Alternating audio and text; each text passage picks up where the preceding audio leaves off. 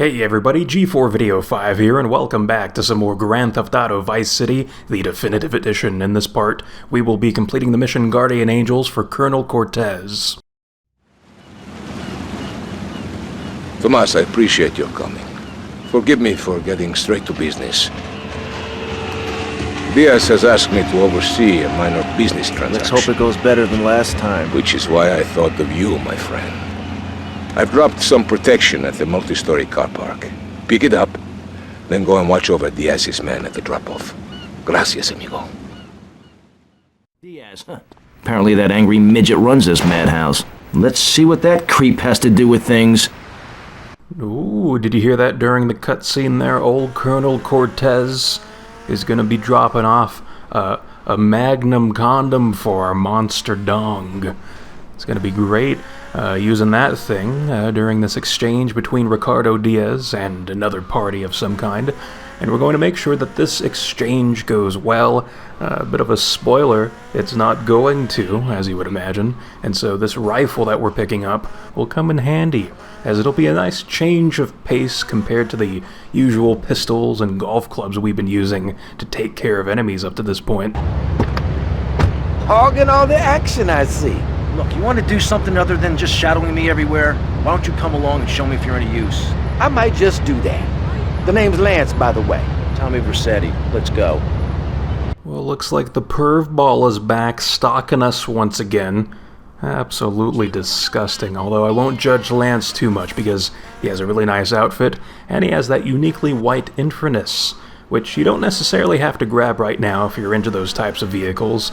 You can wait until later on in the game once we see it again, and it even gets a temporary spawn location later in the game, so very nice stuff there.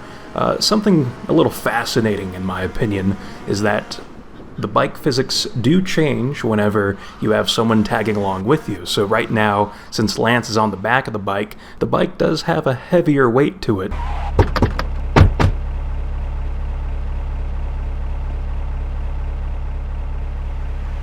You must be Cortez's new gun. Till more gainful opportunities arise. They'll be here any minute. We both better get a good vantage point. Okay, I'll take the balcony, you get the roof across the yard. So something really nice about this part of the mission is that you don't have to stay on this rooftop. All you have to do is enter that pink marker and a cutscene activates. Once the cutscene's over, you can move wherever you want to and use whatever weapons you want to. And when I first played through this game as a kid, I didn't realize that, and so I'd always stay up there with the Ruger, trying to free aim and shoot at these enemies that are eventually going to be swarming us in a few moments.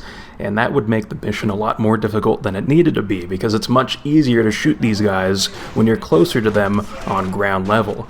And back then, you had the PlayStation 2 controls to deal with, and, the analog stick wasn't the most cooperative thing in my opinion. It'd be a bit jittery at times with free aim controls, and so it'd be very difficult to perform precise aiming. Maybe that's just a situation where I need to get good, but I don't know. Either way, it's much nicer these days, and we can also be a bit strategic with which weapons we're using, because back there someone was trying to sneak up behind Lance, and so I whipped out my pistol and took care of business that way.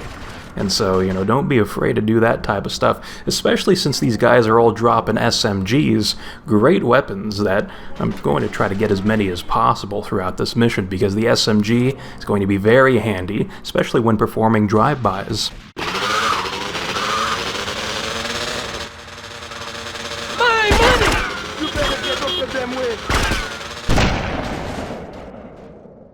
Don't just stand there, you pricks! Chase that dickhead down!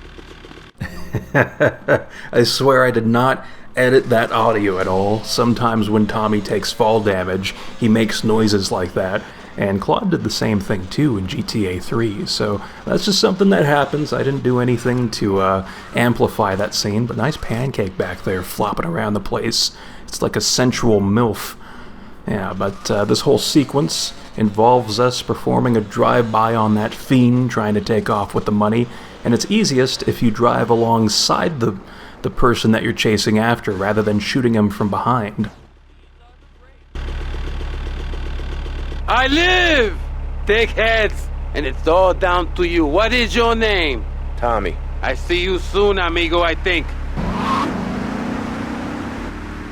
Shit. Where's that guy, Lance? That was a very abrupt ending to his sentence back there.